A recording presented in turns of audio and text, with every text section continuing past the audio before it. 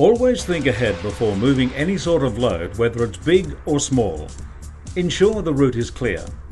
Plan where you are going and use mechanical aids where possible. If you have to lift manually, examine the object for size, shape and weight. You can assess the weight by raising one side an inch or two. There are certain areas that you should be mindful of when lifting anything. The first area is your balance circle. Your balance circle is the area around your body in which all lifting, pushing and pulling should be undertaken to minimize the risk of injury.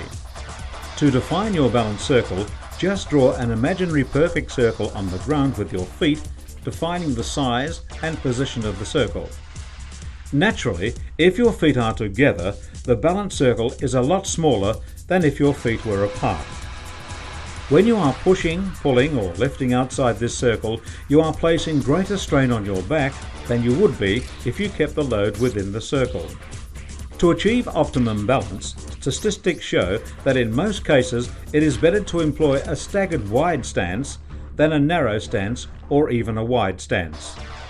The best way to discover your optimum stance is to have a colleague try to push you over while you experiment with different stances. Another key to preventing manual handling injuries is to maintain core strength and body stability, which in other words is the ability to maintain the correct alignment of the spine through body movement. This is achieved simply by maintaining strength in our abdominal muscles, which are the core stabilizing muscles. It should be remembered that it is not necessary to have the perfect set of abdominal muscles to prevent injury. We all have the same muscles. Some just show theirs off more than others. How we address the load, whether it's a box, a bed, trolley or a patient, positioning the body to maintain balance is also important. Positioning the body, stabilizing the spine and contraction of the core stabilizing muscles are all essential prior to movement. To experiment with contracting the core muscle group, make any short sudden movement with either upper limb and note how the core trunk muscles contract. It is this core trunk contraction that provides stability to and protection of the spine.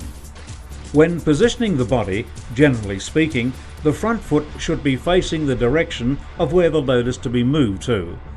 With one foot slightly forward of the other, the distance between the feet should be slightly wider than shoulder width. This allows a cantilever effect, providing for movement to be directed from and through the thigh muscles.